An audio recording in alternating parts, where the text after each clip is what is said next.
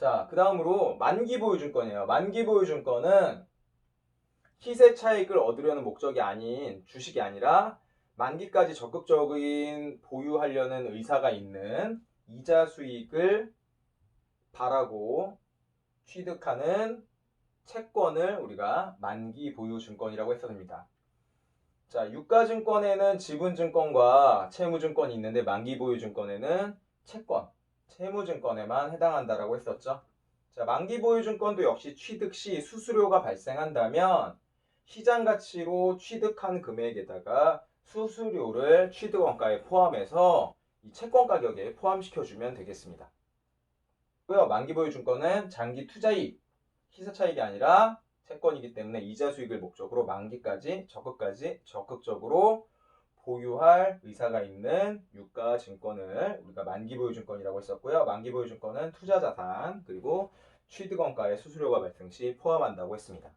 자, 만기보유증권은 평가 시에 내가 시장 가격이 채권이 시간이 지남에 따라서 이자를 받을 수 있는 기간이 줄어들기 때문에 시장 가치가 떨어집니다. 이 시장 가치가 떨어진 것을 평가 손익으로 보는 것이 아니라 만기보유증권은 떨어진 가치만큼 상각 빼준 후 원가로 평가해서 재무상태표에 다시 표시해주면 되겠습니다.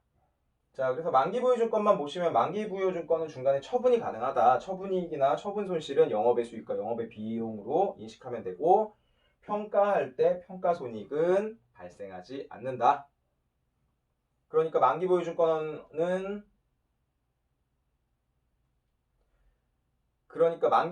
어떻게 하면 돼요? 취득할 때 회계 처리하고 중간에 처분했을 때 회계 처리만 알아두시면 되겠죠. 관련된 기출문제 한번 풀어볼게요. 자, 나머지 셋과 개정 과목의 성격이 다른 하나는 자, 단기매매증권 처분손실, 매도가능증권 처분손실, 영업의 비용이죠. 그 다음 단기매매증권 평가손실도 영업의 비용이죠. 근데 매도가능증권 평가손실은 뭐라고 했어요? 기타 포괄손익 누계 자본의 감소로 처리한다. 정답은 3번이 되겠습니다. 자, 만기보유증권의 회계 처리를 한번 살펴보도록 할게요. 자, 5월 1일 만기까지 보유할 적극적인 의사가 있는 목적의 채권을 1,000만 원의 현금으로 구입했습니다. 근데 이 채권을 구입하는데 수수료가 10만 원이 발생을 했네요. 그러면 만기보유증권이고 만기까지 보유할 목적의 채권이기 때문에 만기보유증권의 취득원가는 수수료 포함해서 1,010만 원이 되겠네요.